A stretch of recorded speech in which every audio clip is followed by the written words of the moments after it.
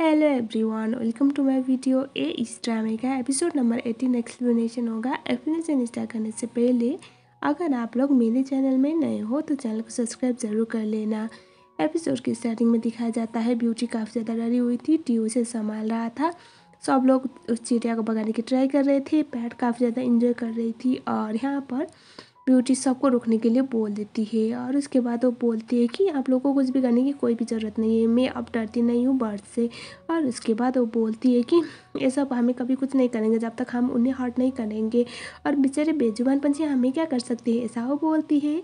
ये सुनने के बाद तो सब लोग चौंक हो गए थे, मतलब ब्यूटी के अंकल, पैट, टी। और उसके बाद वो बोलती है कि बस दरवाज़ा खोल दीजिए, ये लोग चले जाएंगे।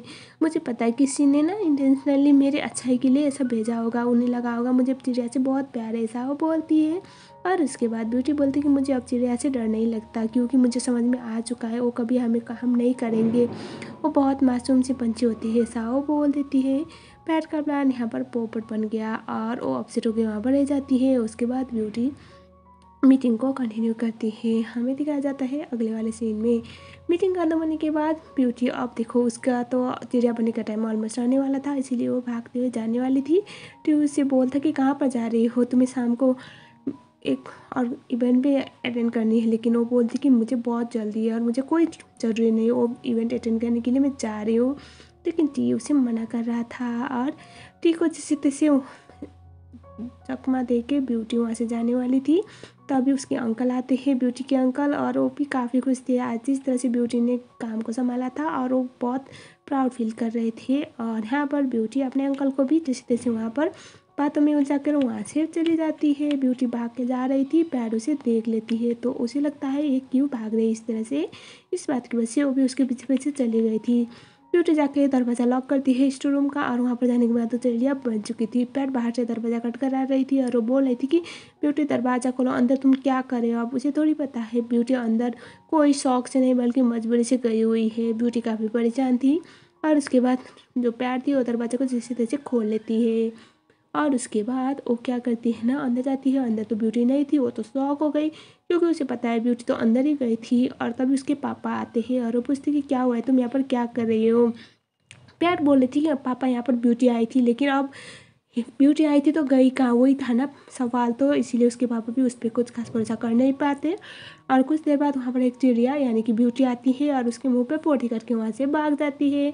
और पैर तो कुछ समझ ही नहीं पा रही थी कि ब्यूटी अचानक से कहाँ गई। हमें दिखाया जाता है अगले वाले सीन में शॉर्ट लोक में एंजल ये सब देख रहे थे और वो लोग काफ़ी परेशान थे ब्यूटी की इन सब हरकतों की वजह से। और यहाँ पर वो लोग खुश भी थे कि आज ब्यूटी बच गई, और ब्यूटी के दिल में एक अलग फीलिंग आ चुकी है चिड़िया को लेकर। लेकिन अभी क्या हुआ ना, उसके मन में अभी भी जो लोग उससे नफरत करते हैं, जो लोगों के लिए वो बुरा फील करती है ना, मतलब पैट उसे पसंद नहीं तो पैट के लिए अभी भी उसके दिल में पूरी फीलिंग है। इसी तरह से मतलब जो लोग उसके साइड में, उन लोगों के लिए ब्यूटी बहुत अच्छी बन चुकी है, लेकिन अभी भी कहीं ना कहीं उसके अंदर वो फीलिंग है, जिस बात की वजह से जो एमुलेट था उसमें फिर से ब्लैक कलर बढ़ने लग जाता है।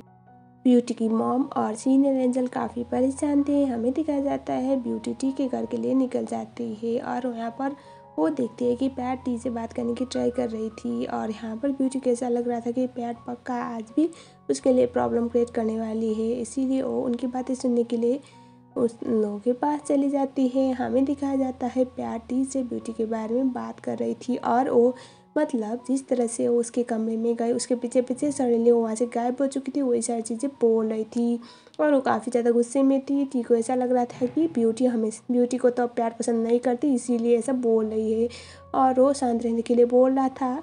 और उसके बाद वो उसे बोलती कि तुम एक बात सोचो, उसने कुछ तो छुपाया है हम लोगों से, तुम्हें नहीं लगता। तभी टी बोलता है कि हाँ मुझे कुछ तो लगता है, मतलब ब्यूटी हमसे कुछ तो छुपा रही है, क्योंकि टी ने बोला था वो कर तक छोड़ देगा, लेकिन ब्यूटी ने इस बात के लिए कोई बोला ही नहीं। और यहाँ पर वही चीज़ें वो बोल रही थी।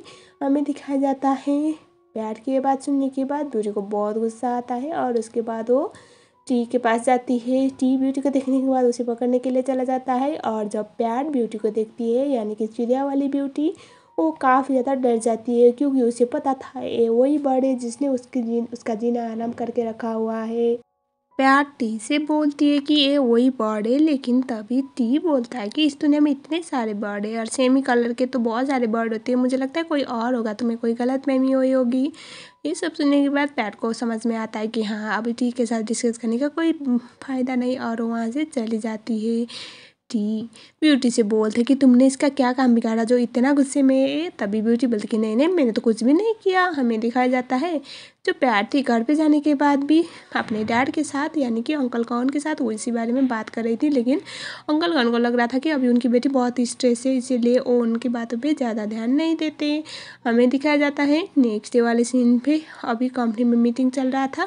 ब्यूटी ऑफिशियली कंपनी की को प्रेसिडेंट बन चुकी थी और अभी थाईलैंड फेस्टिवल होने वाला था और वहाँ पर इसकी कंपनी भी कम्पीट करने वाली थी और हमेशा की तरह टॉप करने वाली थी। इन लोगों को प्रेजेंट करना था अपना एक बेस्ट मॉडल, लेकिन इसमें अभी जेट गारमेंट और 2 और कंपनी भी कम्पीट करने वाली थी।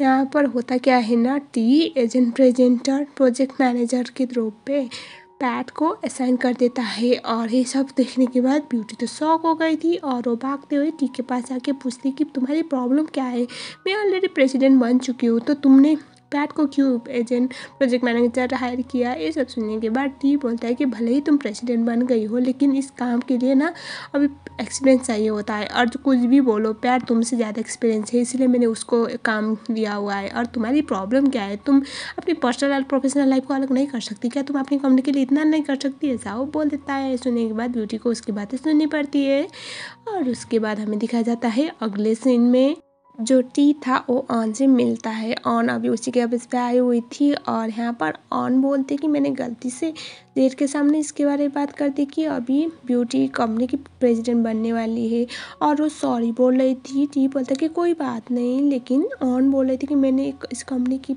ऐसे कॉन्फिडेंशियल इन्फॉर्मेशन लीक कर दिया, आई एम सॉरी बोल के वो उसे कंटिन्यूसली सॉरी सॉरी बोले जा रही थी। टी उसके हाथ को पकड़ के बोला था कि इट्स ओके।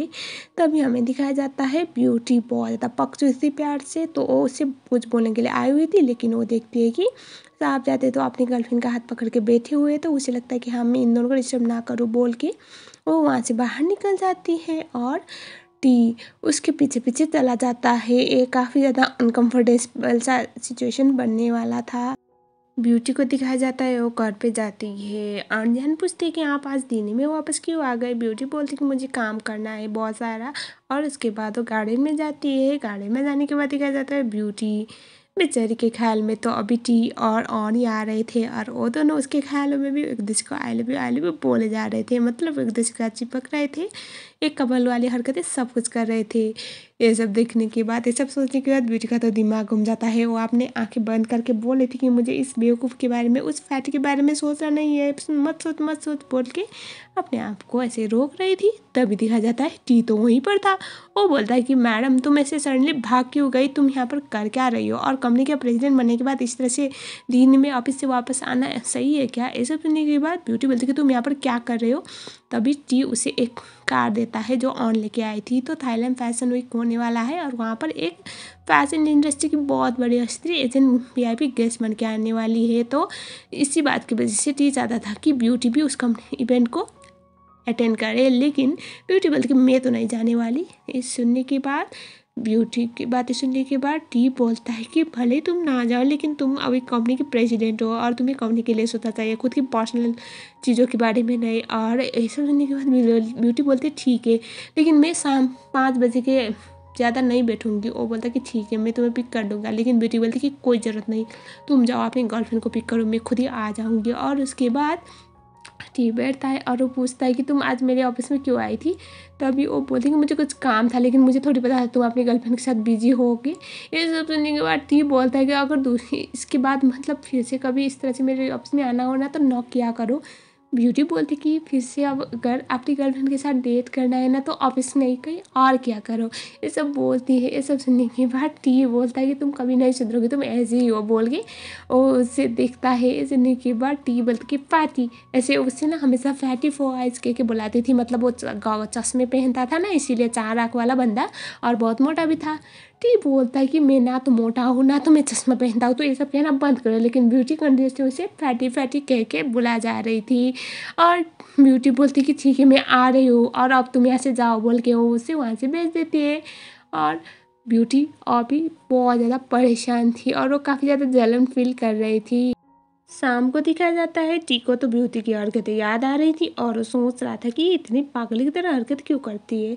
और उसके बाद वो सडनली सोचता है कि मैं इसके बारे में इतना क्यों सोच रहा हूँ, और वो अपने आप को शांत करा रहा था। इसी तरह से ब्यूटी का भी हाल हो रखा था। वो सोचती है कि हर टाइम तो उसे ऑन ऑन ऑन कहना होता है, मैं उसके बारे में सोच क्यों रही हूँ, मुझे आज उसके बाद नहीं जाना, सोचती है। और उसके बाद ऐसे बेड में उछलने लगती है अपने आप को ऐसे डिस्ट्रैक्ट करने के लिए। और हमें ये दिखाया जाता है कि जो ब्यूटी था ना, वो ऐसे जंप कर रही थी और उसके बाद सोचती कि मैं उसके बारे में याद नहीं करूँगी, मुझे जेट पसंद है, मुझे कोई और पसंद है। और उसके बाद सोचती है कि पर मैं मुझे मिस कर रही हूँ, मुझे वो अच्छा लगता है, ऐसा सोचती है। और उसके बाद फिर से वो अपसेट हो जाती है, सोचती है कि पर वो तो मुझे पसंद नहीं करता ना, वो मुझे कभी पसंद करेगा ही नहीं।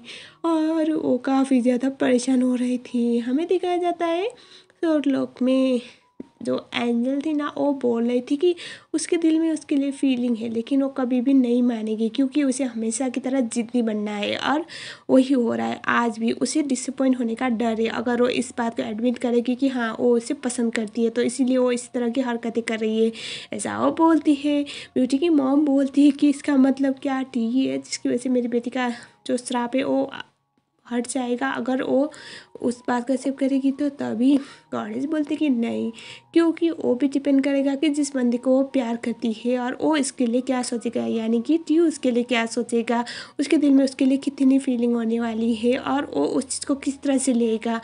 अब देखना ये है कि इसके आगे क्या क्या इंटरेस्टिंग पार्ट होने वाला है। तो इस तरह से एपिसोड नंबर 18 यहीं पर एंड हो गया। अगर आप लोग मेरे चैनल में नए हो तो चैनल को सब्सक्राइब जरूर कर लेना। मिलते हैं नेक्स्ट वीडियो में, तब तक के लिए thank you so much for watching.